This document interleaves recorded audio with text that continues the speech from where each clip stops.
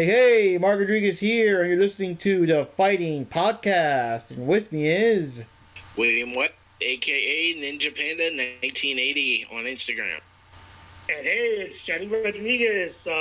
Always here. Thanks for the invites. Alright, guys. So in this episode, we're going to be talking about the original Fatal Fury. Just the first one. We'll, slowly cover the other individual games as the episodes go on. And also the very first OAV series. Just a couple of things we want to mention here for random news of, what's in the know here and there. Let me see here. Dragon Ball FighterZ surprised us by adding Android 21 as Scientist version. It's kind of interesting character. It's just we thought the game was done in terms of updates, but there's more. DNF Duel is officially coming out in the summer. That's pretty cool. More characters announced and stuff, so that's awesome. Sadly, I missed the second demo. I was busy doing other stuff that weekend, but, more characters. It's cool. And they're adding, this is kind of interesting because, like, so many years later, but they're adding rollback netcode to cross tag battle, the Blaze Blue cross tag battle, to have characters from, like, Ruby and Persona 4 and all that, so that's kind of interesting to kind of update the game. And finally, we got a beat 'em up coming out later this year called Final Vendetta, which not 100% sure if it's like a sequel or something of the original Crime Fighter / Vendetta 4-player Konami game, because it's not made by Konami, but it does look very, very Final Fight / Streets of Rage-ish, where some photos even almost look like it's Final Fight. And the girl herself, the female character in the game, I think her name is Claire, looks like Blaze Fielding in different clothes. So, I don't know, but yeah, that's all happening. Any other random news and tidbits before we get into Fatal Fury? Not anything at this time. If I do find something, I will definitely pop it up later on in the podcast. Alright.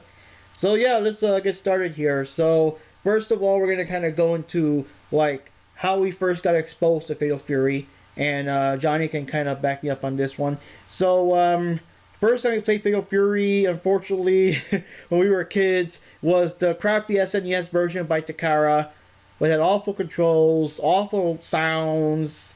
It was lacking the in and out of the background stuff that made it special. We didn't know at that time. All we knew was crappy, bad controls, bad sounds.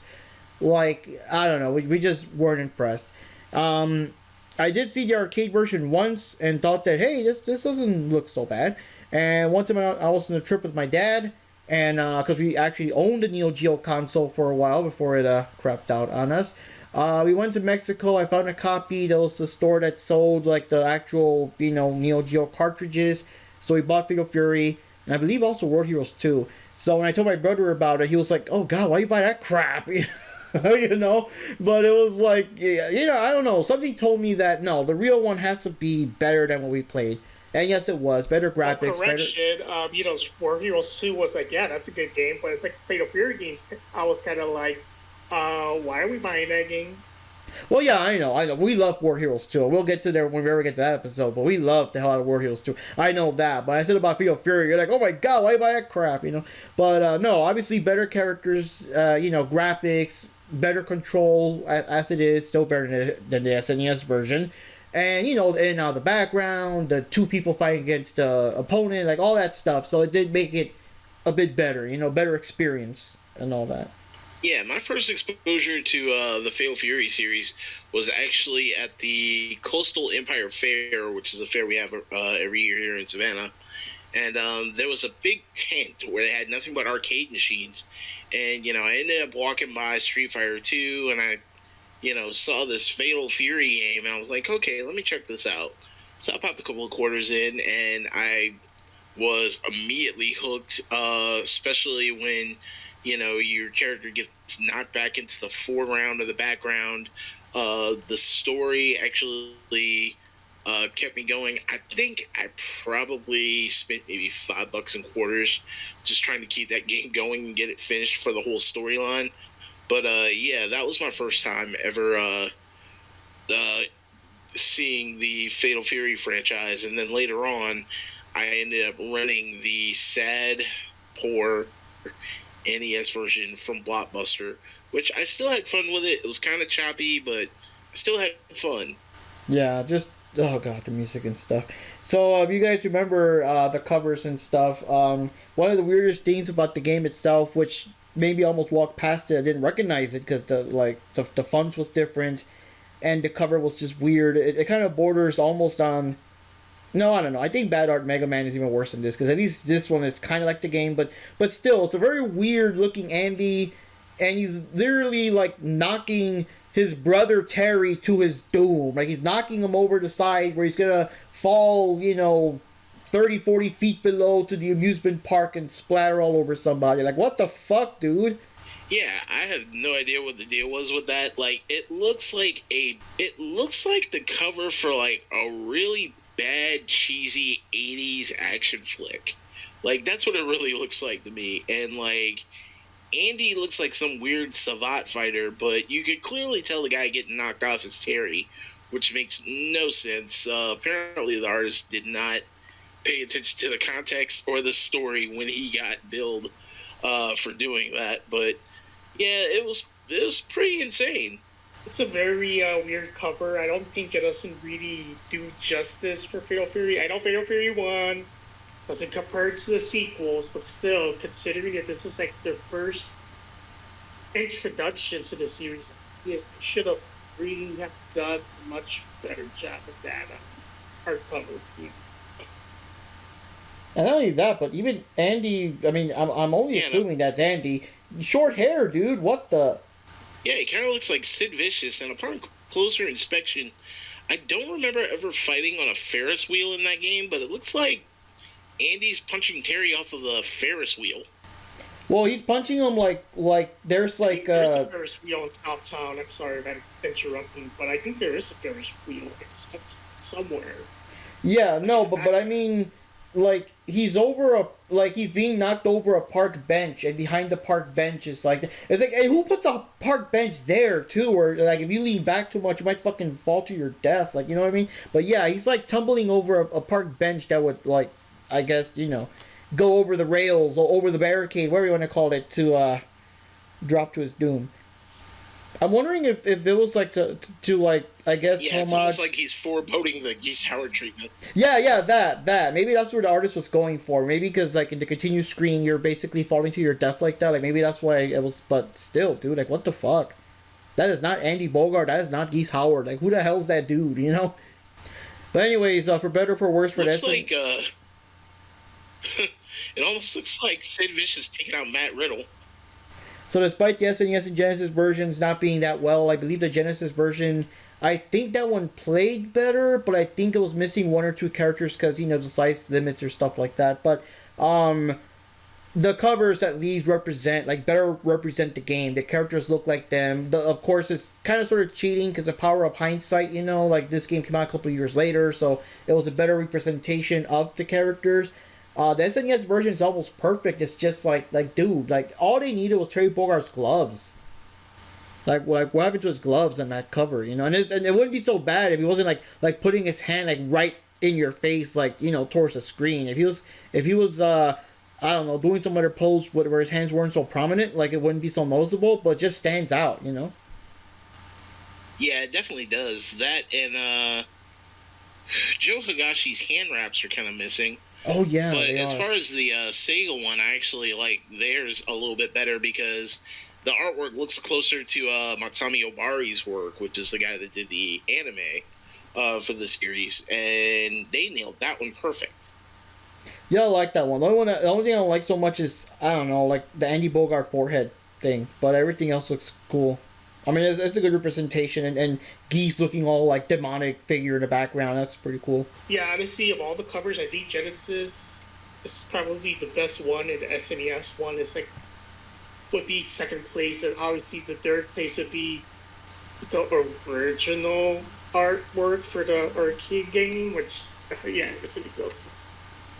Yeah, also because, I don't know, it just looks better drawn. Like, the other one is, like, they're trying to use real people, sort of, or, like, paint it like if it was real people. Like, I don't know, it just didn't lend itself well to that. So, yeah, I guess, yeah, the Genesis one. Yeah, I find it kind of ironic that the company that created the game actually had the worse box art than the two ports did.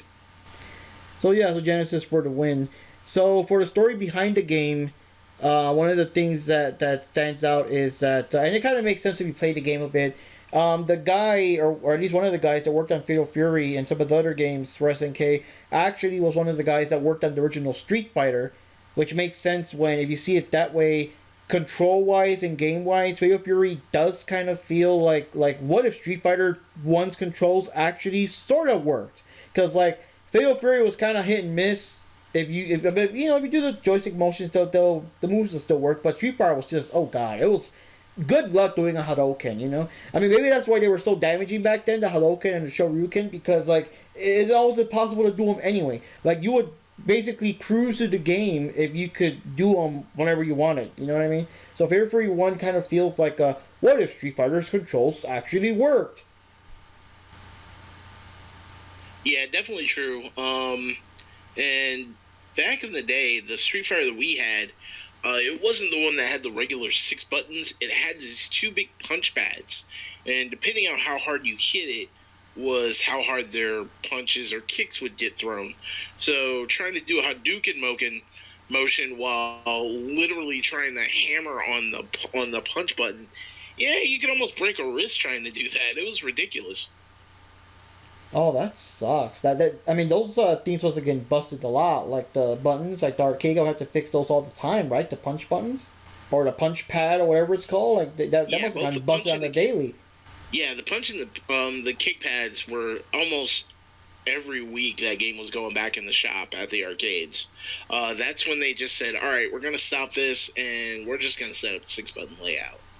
Oh, what was that guy's name? I think we actually found out, right? It was Takeshi Nishiyama.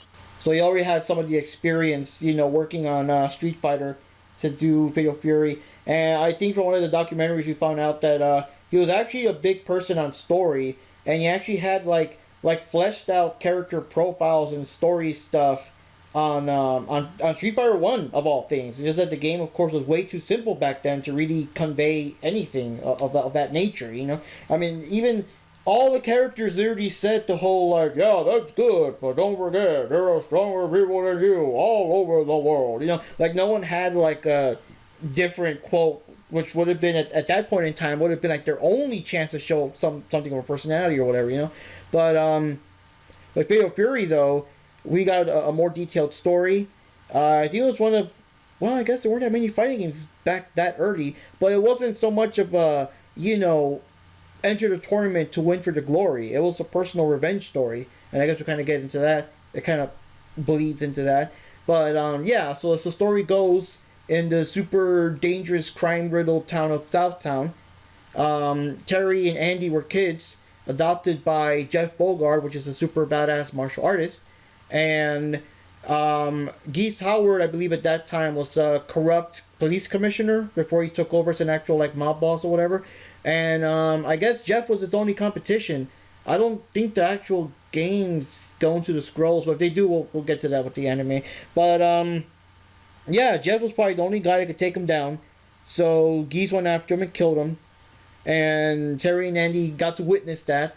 But of course, they were still kids. So they went on this journey, to become better fighters, to swear to one day come back as adults. And in Terry's way, he went around the world. He became more of a street fighter, I guess literally, right? A street fighter, street brawler kind of guy. While Andy went to Japan and studied Kopoken and ninjutsu and everything. So he had more of a more strict martial arts, way. As they returned to Southtown, they run into Joe Higashi, which is the Muay Thai champ. He's Japanese though. I thought he was Thai when I first saw Fatal Fury 2. Because his stage was in Thailand, but he's actually Japanese. But he became a Muay Thai champ over there, and they enter the King of Fighters tournament, which is something we'll probably never hear from ever again. The King of Fighters tournament, because they hear that Geese Howard is the one holding it, and in the game when you first start out, first of all you can only choose Terry, Andy, and Joe, and they each got the little story going on. And you select whether you want to fight between either Michael Meyer, Tung Peru, Duck King. Wait, what? Richard Meyer, Michael Max, Tung Peru, and Duck King. And if you guys want to give some descriptions or thoughts on those 4 individuals, one thing I do want to say is just how interesting it was that Michael Max did like the crucifix as his win pose. Not many characters do that. And of course, the SNES version like skipped that. He just like stands there without doing it. So I didn't know until we played like the real Neo Geo version that he did that. So that was kind of interesting. Little fun side note. As far as Geese Howard taking over Southtown, the pre-story to Fatal Fury actually comes in later, and it's actually Art of Fighting where Mr. Big lost. Once Mr. Big lost, he was no longer the head of Southtown, and Geese took over from there. And that's what causes one of the biggest disconnects between what's it called, Fatal Fury and Art of Fighting when you go into King of Fighters. It's just like the big age thing because I guess during Art of Fighting, technically speaking, yeah, you know what, if you think about it that way, technically speaking, Terry, oh no, wait, no, Jeff was still alive. Okay, so yeah, Terry and Andy were kids during the whole time of Art of Fighting until the end of part 2 is heavily implied it's going to end with Geese going off to kill Jeff. And of course, when it comes to King of Fighters, I mean, Terry, Andy, and all them are going to be like fucking 40s or 50s if they're going to enter the tournament by that time, by the age, by the time we get to Art of Fighting. It's just like it's a big mess. You know what I mean? So that's why King of Fighters kind of like ignores it, and I don't know. It's a weird thing. But we'll get deeper into that whenever we get into Art of Fighting 1 and 2, especially part 1 with the Super Nintendo version, my god. But yeah, any thoughts on Michael Max, Chunk Peru, Duck King, and Richard Meyer? Well, my only thing is Tug Furu has to be a direct descendant of Master Roshi from Dragon Ball, because it's insane that he goes from just being such a small guy to bulking up into this raging, like, incredible Hulk-esque type guy. Like, it's insane. So he's got to be somehow connected to Master Roshi. Yeah, I do agree with that. I don't know, the game had a lot of interesting characters. Of course, Sampuru. I always like Richard Meyer because he did the whole capoeira fighting thing, and then in his stage, what does he do? He jumps on a tube or something like that. Like, it's pretty interesting. Like, you don't see stuff like that happening much back in the day, so that was pretty interesting. And then that team was always like the, I don't know, like the Vanilla Ice of the game, I guess. Duck King is kind of like Vanilla Ice stole MC Hammer's pants. At least the Fatal Fury 1 version, basically. Yeah, it's like he stole Vanilla Ice's pants and then shaved his head into a mohawk instead of a fade, and he's just like, "Hey guys, I'm Duck King." I'm like, oh, okay. And yeah, like Richard Meyer was pretty unique. I think he had one of the most moves, because you know how back then the computer opponents didn't have that many moves. Because he would like flip upside down and handstand and kick the crap out of you. He would jump up to grab into the pipes and kick you and stuff. So he had like a somersault type flip move too. So he had a lot of moves for back then. And back then we were still kind of like we saw Only the Strong not that long ago, around that general time frame when we got like the real arcade version, because that's the thing too, that the stage had vocals, actually had people chanting capoeira and stuff in the background, which obviously the SNES skipped. The SNES would like do their whatever rendition of it, but obviously without the vocals or whatever. So we were kind of shocked to see that when we played the real the arcade version of it, the arcade, because for people that don't know, the Neo Geo let you play like the games exactly as they were in the arcade when you brought them home. So that was pretty awesome. And so yeah, we kind of got off like it was a cool kick of that. We were watching Only the Strong. Now you got this capoeira guy with the capoeira stance, the moves, and the music and all that. That was pretty awesome. So basically, once you beat all 4 of those guys, well, also the cutscenes. So as you play the game and you start beating these guys up, you get the cutscenes with Geese Howard getting more and more furious as you get closer and closer to winning the tournament. Because I don't know, I guess it's like all rigged or something, where Billy King is supposed to win no matter what or something. So it's bad news that someone else wins the tournament, from my understanding. And the cool thing is that they could have been lazy and just had the same cutscenes, because it's technically the same, but group of friends there. But no, they went the extra mile. Each character has different things. When it's Terry Bogard, Geese is kind of pissed because, yo, what the hell? Is that Terry Bogard? What the fuck? Jeff Bogart's son? And all that. When it's like Andy Bogard, it's like, what the fuck? Did Jeff have 2 sons? What?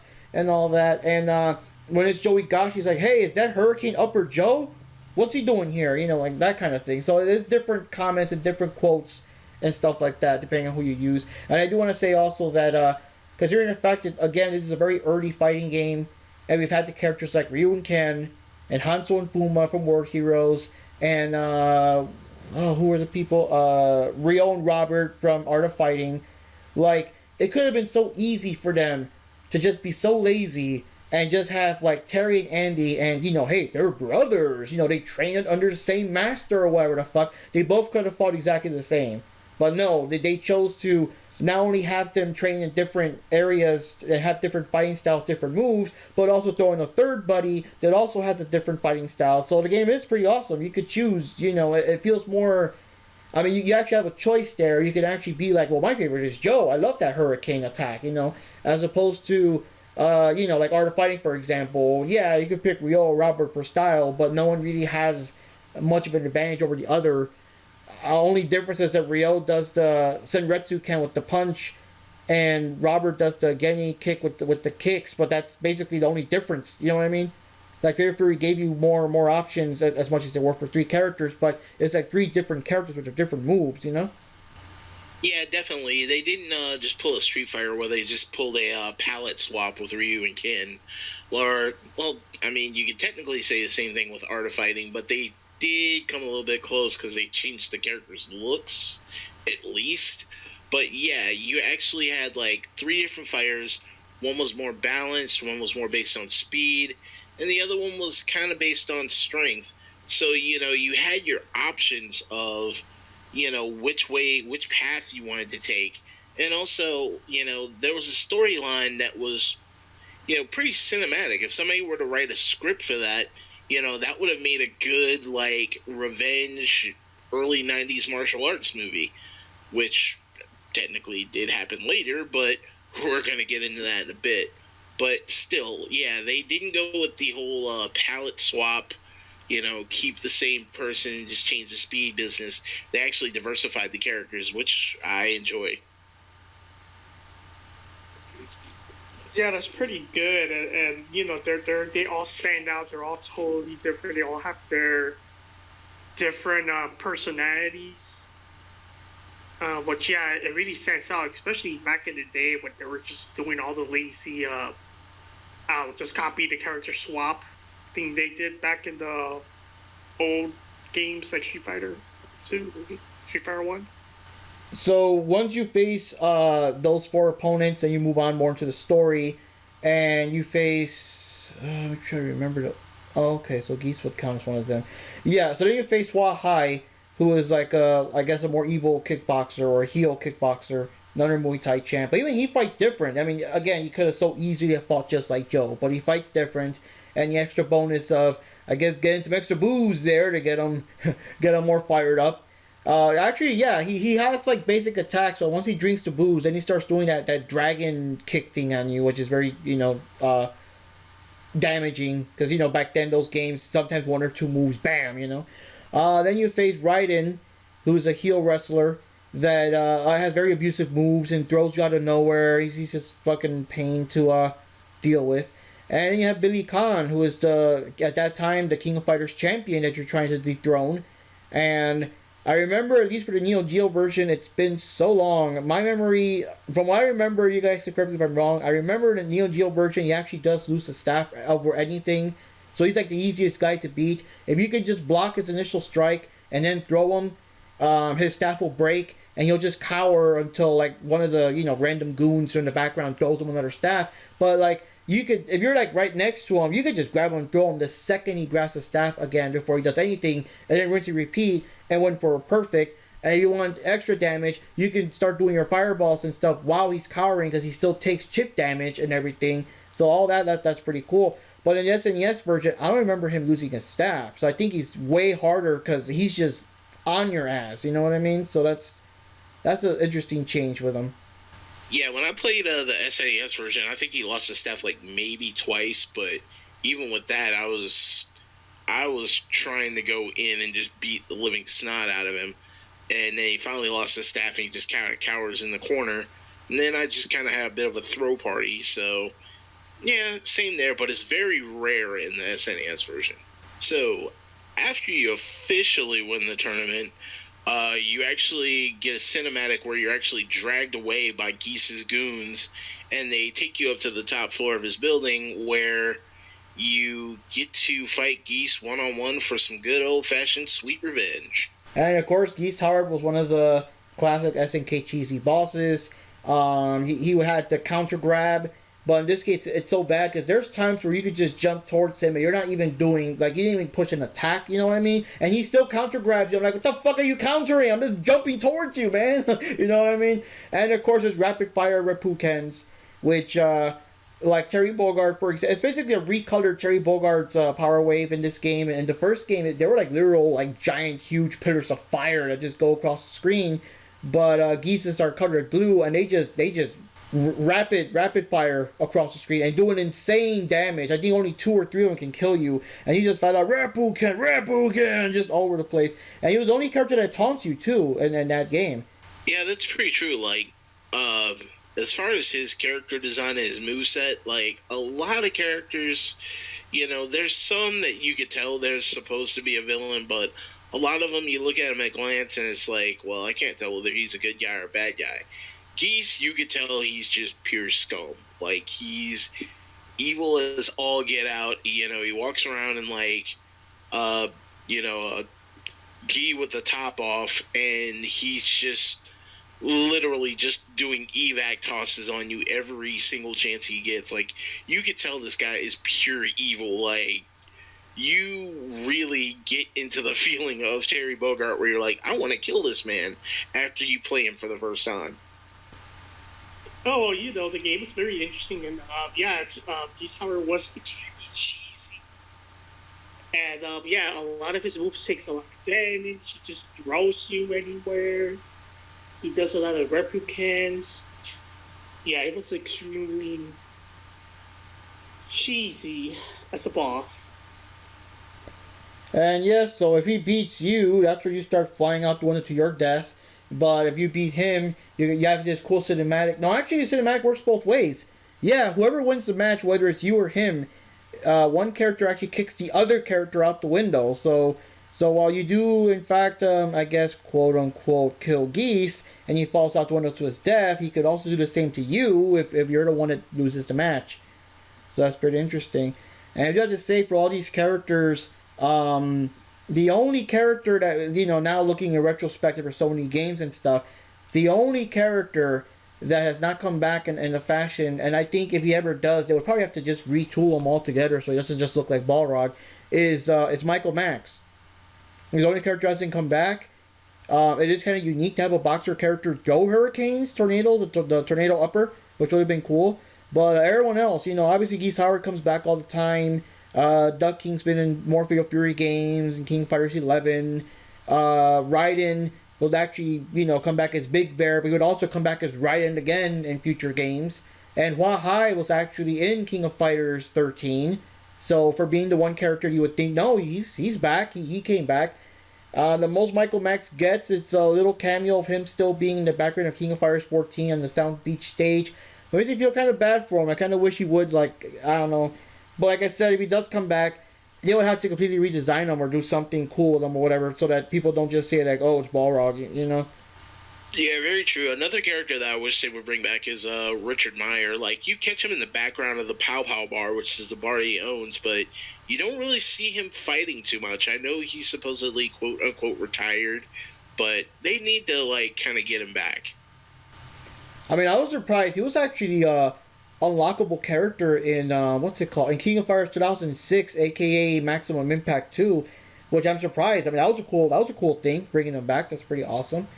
Also, apparently, Fatal Fury Wild Ambition was supposed to be like some kind of remake of Fatal Fury, and I mean, they missed their chance there. They could have thrown him in there. In fact, the game's kind of so-so because it's mostly modern day Fatal Fury characters, despite it being a remake. They could have thrown in like Duck King and Richard Meyer and Raiden and whatever to really sell it. Yeah, that's very true. I forgot all about that. It was supposed to be a remake, but yet you still got Mai in there. You got, I believe, Kim Kafwan in there. You got like new made up characters. It's like they missed the boat. They could have, that would have been their shot to like redesign Meyer, Michael Max, Tung Fu, etc. That would have been something interesting. Now, my memory span's pretty bad, so when did Wild Ambition come out? Was it after Fatal Fury? I don't know, Fatal Fury 3 slash Real Bout? I think a bit after that because it was for the PlayStation 1. And I think that by the time... No, actually, wasn't it for the Neo Geo 64 or some shit? But then, like, the PlayStation made their copy of it? Yeah, that was true. It was the Neo Geo 64 and for the PlayStation 1. And it was one of the... I think it was one of the first ones that actually went 3D. And I still want to buy it one of these days, as long as it doesn't cost, like, $500 or some bullshit, but... And also, I got to get a new PlayStation since mine just doesn't work anymore, so I would have no way to play it, But yeah, they kind of missed the boat there. If that was the whole idea, then they kind of fucked it up. They should have added more Fatal Fury 1 characters, and yeah, throw in your Mai, no Mai, no buy, and all that. But so anyways, one of the more unique aspects of Fatal Fury, of course, was the fact that you can actually jump in and out of the background, which is kind of interesting. And some of the characters' attacks knock you to the background. Sometimes there's background stuff. So even though that particular stage is more regular 2D playing, and they knock you to the background, you still, crash against cars or whatever, and that does extra damage. But I think Fatal Fury 1 was a bit different. I don't, at least from my memory, I don't think in Part 1 you actually can knock them into... I mean, you can knock them into the background, but it's kind of more like by accident than by design. And the most you can do is follow them. Like they'll jump into the background and you can follow them, but I don't think you can choose to do it on your own accord. At least not in Part 1. And yeah, some moves like Richard Meyer will do the flip thing and then flip into the background. Duck King, if you like block his ball attack, he like bounces off you and into the background and stuff like that. So it's all kind of interesting. Naturally, the SNES version, I believe the Genesis one too, skipped that feature. So that was something that we didn't know about. No, the SNES actually had it, but it was pretty much based on attack only. Like when you did the bounce with Duck King, it wouldn't do it. But if you like kicked him at the at a certain particular time after that bounce, it would knock him into the background, and then you could chase after him. So it was more based on like your attack than on command. That's interesting. Now, one thing also about the game is, the control scheme, which seems weird compared to the other games. This is the only game in the Fatal Fury series where you only had one punch button, one kick button. I believe it's still strong or weak depending on how hard you push the button. And a throw button.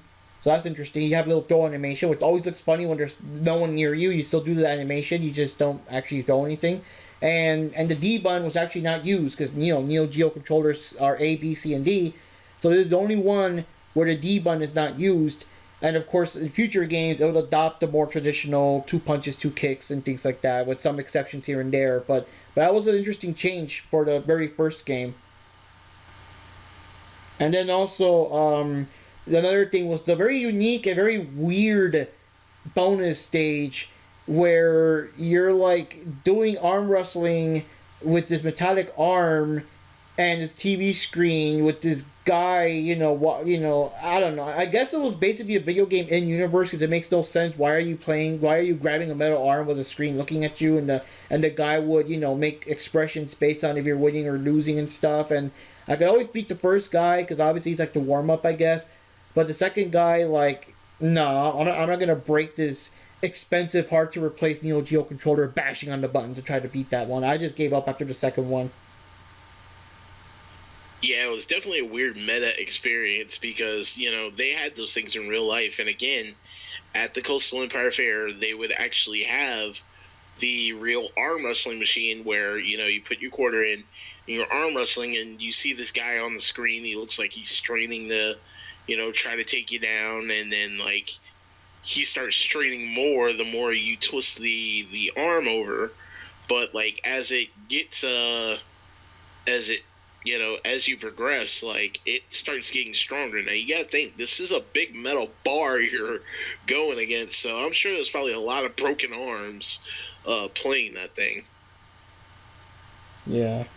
Now, the Genesis version, I don't know what they did, if they just copied... I know the Super Nintendo one made these lame, in comparison, stages, where it's just, like, I guess a pre-used stage, and tires are falling, and you have to, like, carefully attack, like, catch all the tires as much as you can or whatever to beat it. But obviously that's just boring compared to the more interesting arm wrestling thing. Like I don't know, I guess it just they couldn't spare the extra megs because technically speaking, it's just like mostly a still image and they could have just missed some of the frames here and there or whatever, just animate the arm or something. But I guess they probably ran out of megs or whatever. Yeah, there wasn't enough room in the Nintendo cartridge to actually do it. Hey, so I just remembered that one very interesting feature this game has, and I think the feature, yeah, definitely, I think Fatal Fury 2 and so forth, they continue that tradition. But especially back then, this was the first game where they actually do like this, the weather / station change. So, like, for example, I think in Raiden's, I don't remember if it's in Raiden's level, like, no, I think that was more like a Fatal Fury 2, but what I do remember is that in Tumblr stage, for example, what was it? It was like a normal day, and then the next level, it was like overcast, I guess, and then the third stage, the third level, round 3, it would be raining like crazy, like a huge, flood type rain, so that was very interesting. That's very unique for its time. And I don't remember what other stage have. Oh yeah, I think Michael Max stage, like they do the whole like in round 3 is like a sunset type thing. So I don't know. That's pretty interesting. It's pretty it's kind of like a unique feature. What do you guys think? Yeah, I think it was mostly like the outdoor stages, but yeah, that's a good detail, especially Tung Peru. It made it more epic. I think it was right off the bat from round 2, I think, where it starts raining and there's lightning in the background, all that stuff. I think the SNES did it too, but it just looked way more epic, of course, on the full Neo Geo and everything. Yeah, by round 2 you'd get a rainstorm, but by round 3 you'd literally have like a full-on storm with like heavy rain and lightning and everything. And also Sun Beach, South Beach. Well, Sound Beach, yeah. But Sound Beach, yeah, round 2 you get a sunset, and then by round 3 it was pretty much full on nighttime. So yeah, that was actually pretty cool. And finally, one of the other unique features is the ability to, in the 2-player match, is have your characters actually gang up on the computer. So you can have Terry and Andy at the same time ganging up on Raiden and whoever else. Obviously, afterwards you both have to fight each other, to see who stays, in the arcade. The winner stays, the loser pays, and all that. I remember that slogan. But, in the home version, who cares? You can just do it as many times as you want. The only exception is it doesn't work on Geese, though. So Geese, you gotta fight them one-on-one. You can't cheap them. Like, it'll like, if you try to continue or something during a Geese match, it'll just turn into a one-on-one match between you guys, and whoever wins goes on to Geese, so you can't cheat with that one. Yeah, I do remember that, and also, I think Capcom actually tried to copy that later with the dramatic mode in Street Fighter Alpha, where you could use Ken and Ryu versus Sagat and remake the Street Fighter 2 animated movie part. Oh, now here's something interesting I remembered. I remember now when I was thinking back, and I should have brought this up before.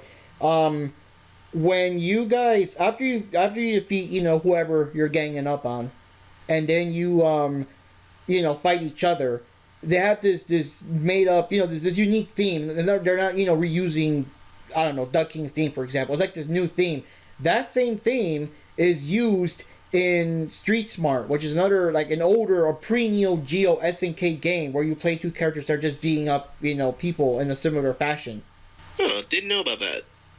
Because I remember I was watching a friend play Street Smart once, way back in the day, and I don't know, the song kind of stuck with me there. And then when we played Fatal Fury, I'm like, whoa, that's like the theme from Street Smart. What? Like, it didn't dawn on me because, I mean, the only SNK game I remember offhand before that doesn't count as the Neo Geo one is I would sometimes see Ikari Warriors in random arcades made by SNK, and my brother and I would play POW, also by SNK. I know there's a lot of others, but those are the two that stand out to me as the pre-Neo Geo SNK games. Because yes, guys, there was life before Neo Geo. They did make games before that. But, yeah, it's an interesting thing how to use that theme for that.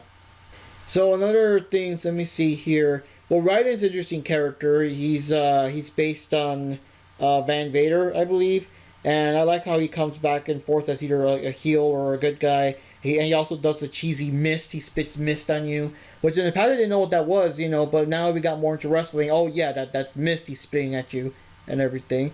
So that's pretty cool. And actually, funny timing to that. From the time of the first Fatal Fury to Fatal Fury 2, where he switched from Raiden to Big Bear, literally it was around the exact same timeline of when Big Van Vader actually turned into a face and became Vader in New Japan Pro, and he took the mask off. Oh God! And he had the similar hairstyle and stuff. Yeah, the big double mohawk and the goatee. Yeah. Yeah, because that's a very particular hairstyle that Big Bear has. Yeah, and that's definitely, he's definitely based on Vader, because I've never seen any other wrestler with a hairstyle like that. So kind of like Muscle Power and Hulk Hogan. So anyway, now we kind of covered most of the game because it was a very simplistic game back then. Despite all the cool things and innovations it had, it still was a pretty simple game. Only like 8 characters you fight with, I believe, not counting the 3 you choose, and yeah, so we kind of covered most of it. So now we can go into the OAV, the anime, and so we don't repeat ourselves too much. It basically follows the plot of the game, very, very faithfully, with Terry and Andy being kids, and this version is a bit different. Now this girl, and it's so weird how they did it. It's like Geese hired these kids. Okay, grab onto this guy for a while. Well, yeah, and I'll give you a candy bar or something. So like all these kids grab onto Jeff Bogard, so he kind of gets in their way, or they get in his way rather, so that when Geese would come out to attack him and stuff, like obviously he couldn't properly defend himself, and Jeff Bogard got killed by Geese.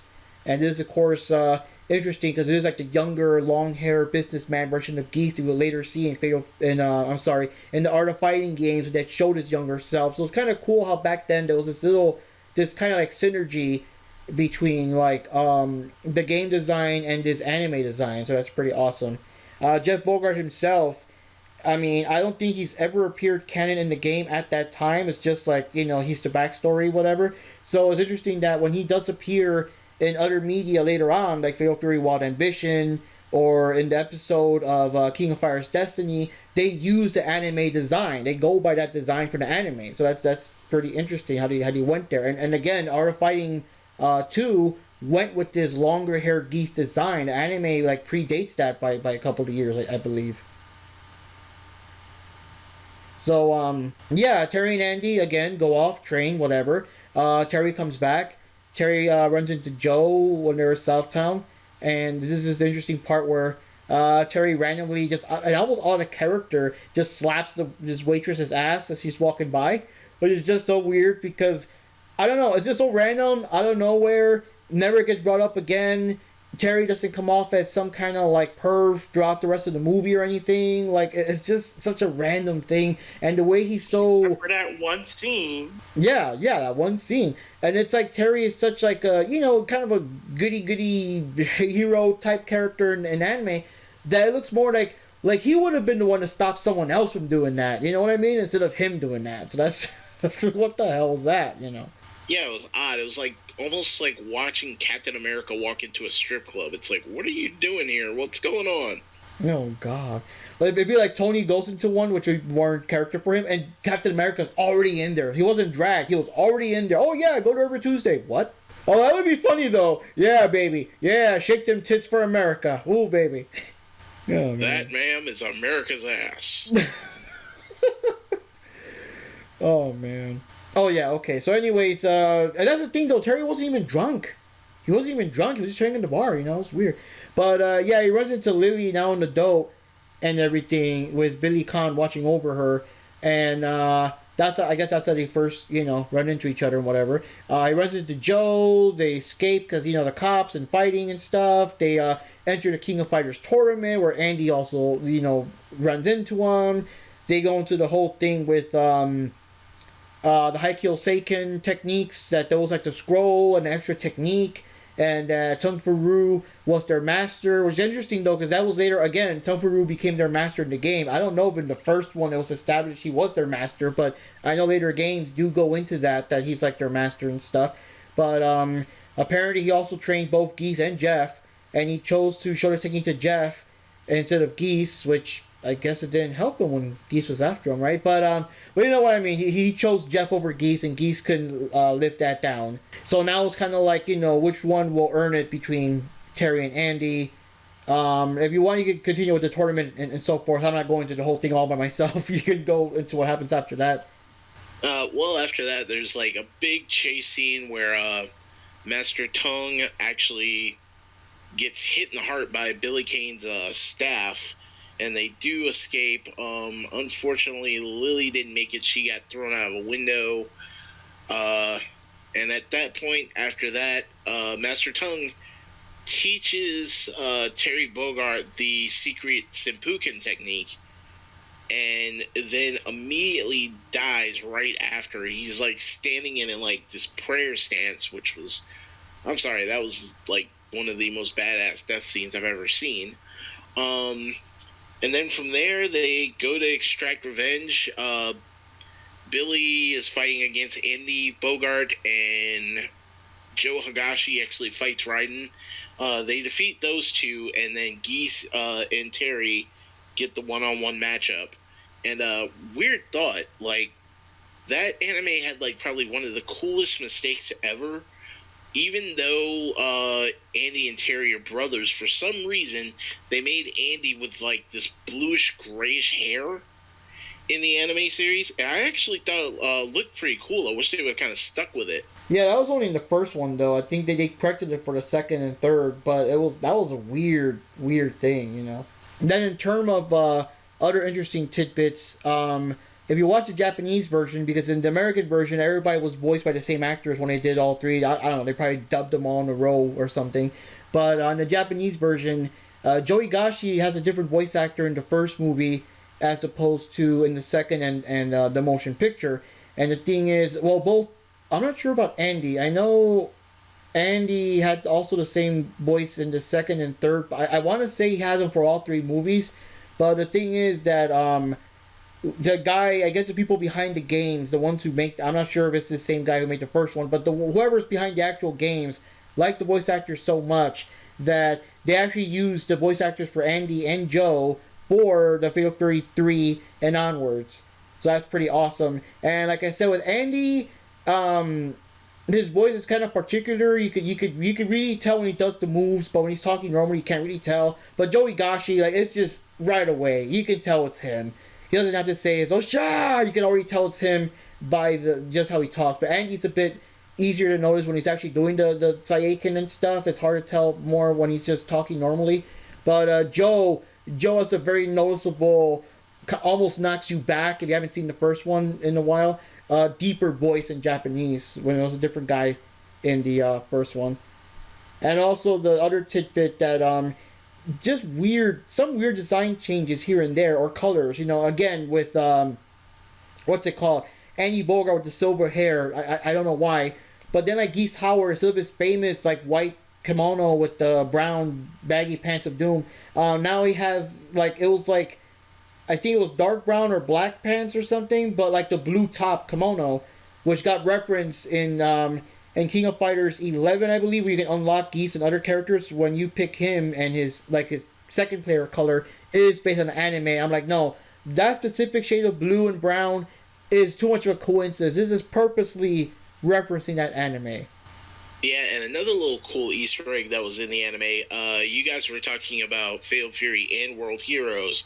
I just posted it up on the screen, but there's a part in the anime where they do like a quick montage where you see like Terry, Andy, Billy, and Joe being the snot out of these guys in the tournament. And it's funny because one of the guys that Terry Bogart lays out is Kim Dragon from World Heroes. That's awesome. Another thing I forgot to mention too, not only does anime like recreate that little scene where Terry first arrives in the tournament with the taxi cab, like the intro of Fatal Fury, which is pretty awesome. when he first arrives in Southtown. So that's awesome. But also, they actually have like Tung Fu Ru's theme playing during some parts of the anime when he's talking, when he, the infamous death scene. Like they have like legit game music, and that's something that almost I don't think any other video game based anime has ever done, like to use actual in-game tracks. Obviously it's like a remix version or whatever, but you know what I mean, like Tung Fu Ru's theme from the first game. So that's interesting. That's attention to detail. Yeah, you also hear Raiden's as well during the tournament when he beats his one opponent. Oh, that's right.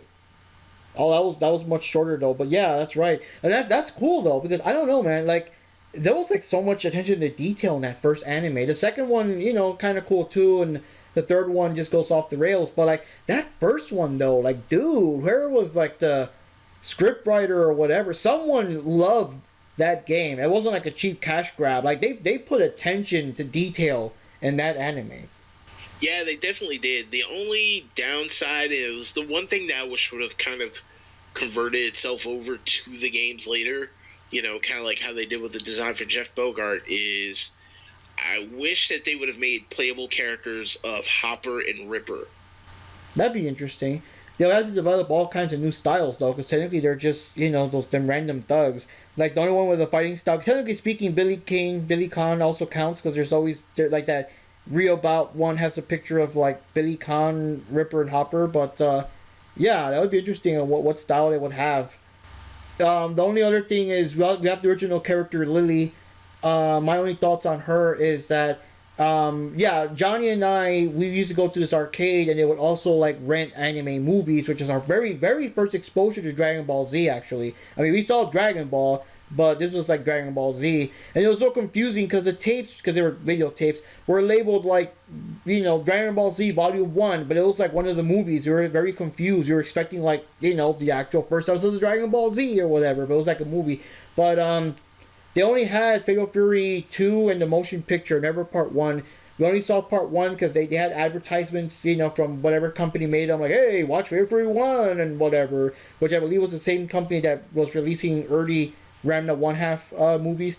But, yeah, so we only saw Part 2 and motion picture. I don't remember mentioning her in Part 2, but in the motion picture, though, they would just make this whole big deal about, like, the intense love and stuff for Lily, and, how Terry could never love again, and all this shit, So you're thinking, damn, she must have had a big role in the movie. But then when we finally got to see Part 1, like, years later, when it was, like, we bought that Fatal Fury 1 and 2 2-pack thing on DVD,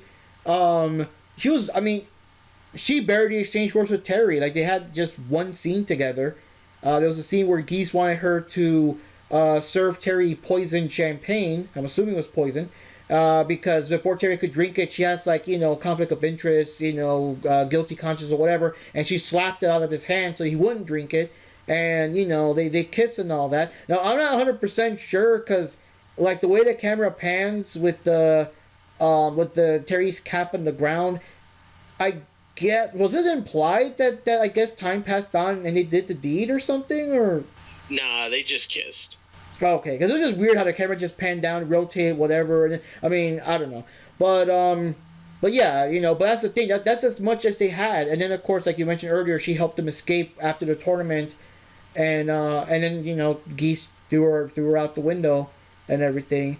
But yeah, like they barely got to know each other, and it's like.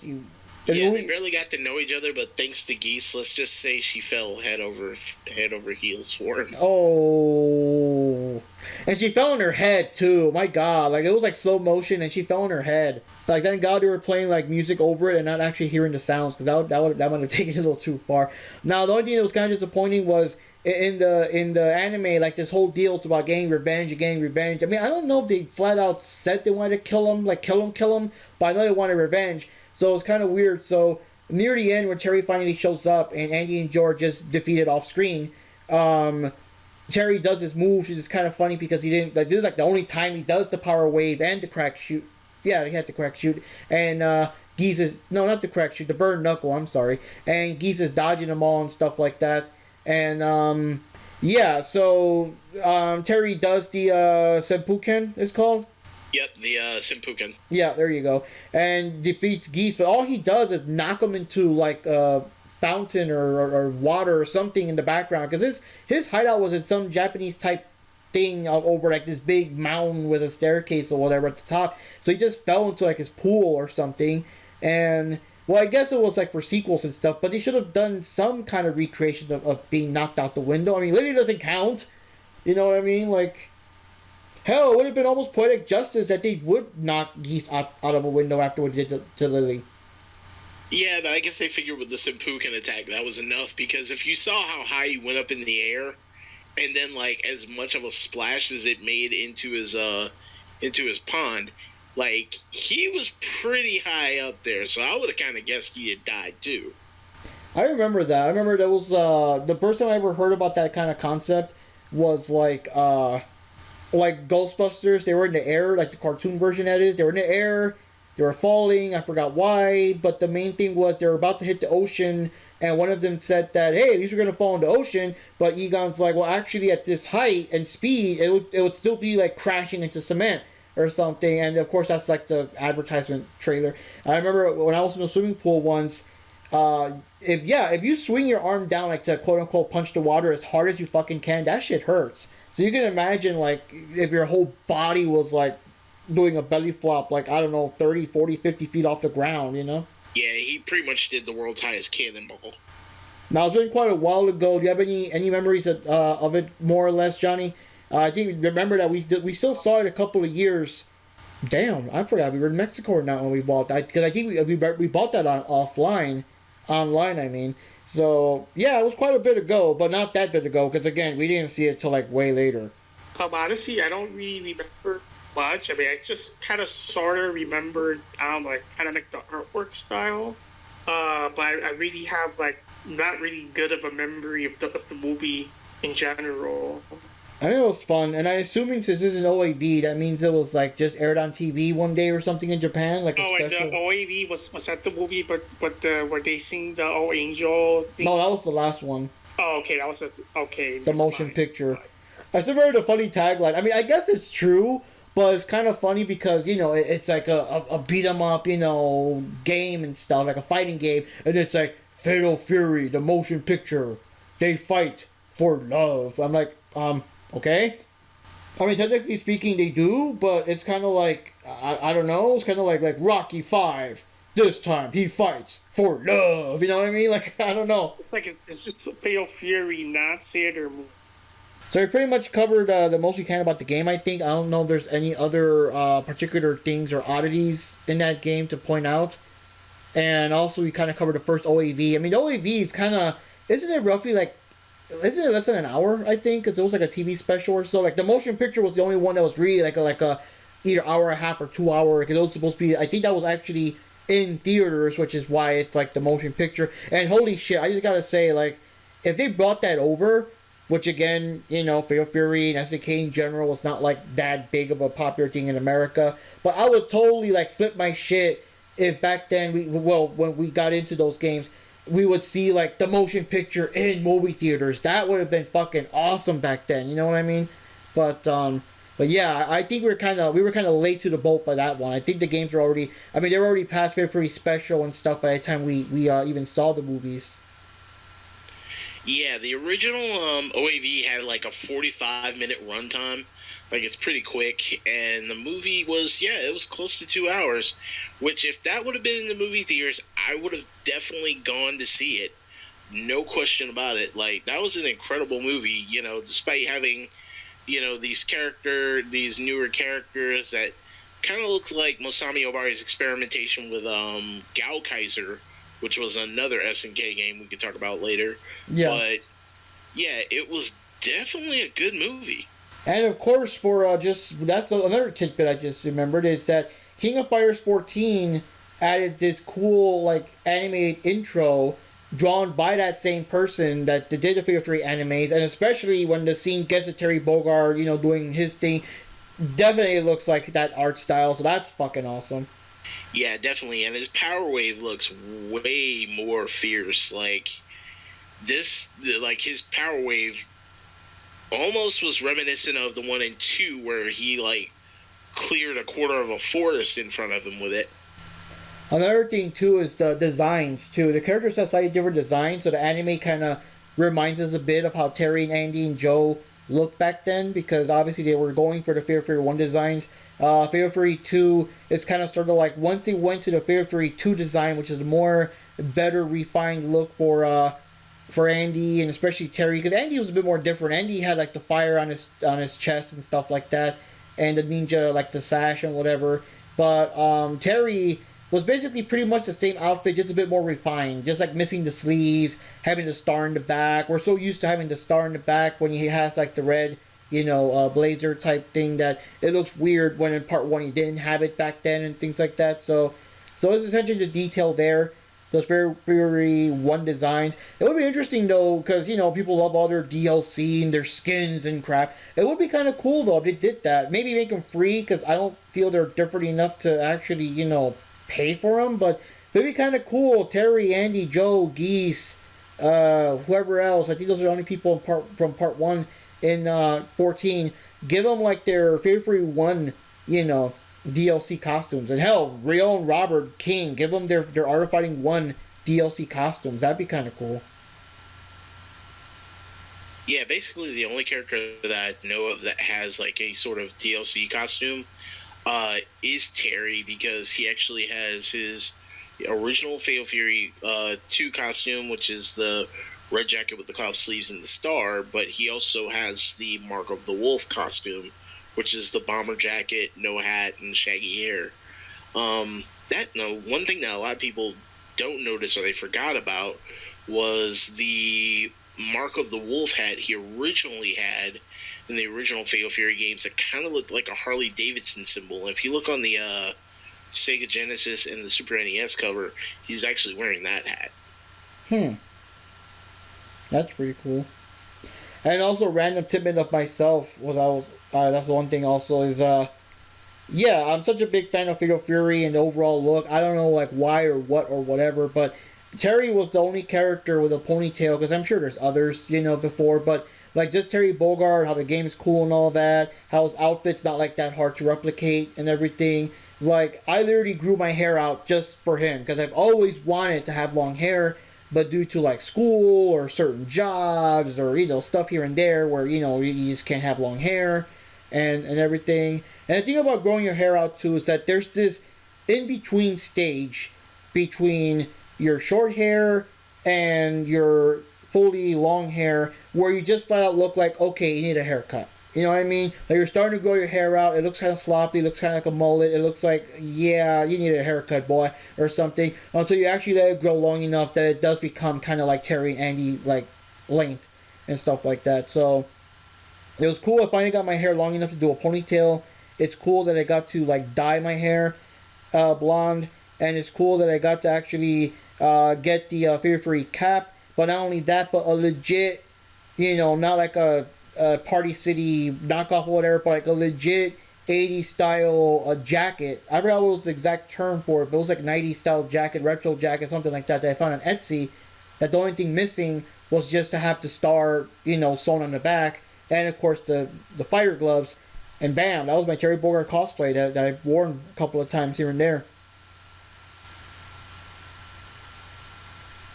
But that was like awesome. Even back then, I had like a red, like just a random red shirt, and I will still just wear it and pretend I was like Terry Bogard or whatever. Because again, it's just, the hardest thing is probably just a jacket and the hat. But nowadays, thanks to the internet, of course, you can just go on eBay or whatever and buy the Fatal Fury hat. It's not that hard to get. Yeah, I actually found one when the release of that DVD set came out, and we were at a store called Media Play, and we got like a couple of the hats for free. I actually kept 2 in my car, and I left them in that car. I don't know what happened. Oh no! But I couldn't find them again. Oh, dude, that fucking sucks. I'd be like fucking freaking out, throwing a shit fit and everything. Like, damn. Back then I would be. Now it's like, I'd still be pissed, but it'd be like, fuck, now I gotta buy another one from eBay. But back then, you would think it's one of those rare, you're never gonna see one again kind of. Oh, I'd be so pissed. Yeah, we got them for free. Like, they were promotional gifts, so they gave them away for free. Oh man. So the only thing missing is Johnny's gonna have to either grow out his hair or have a wig and wear the Andy Bogart costume and you know wear like the guards or whatever around his arms and stuff and bam we could go as the Bogart Bros. Johnny.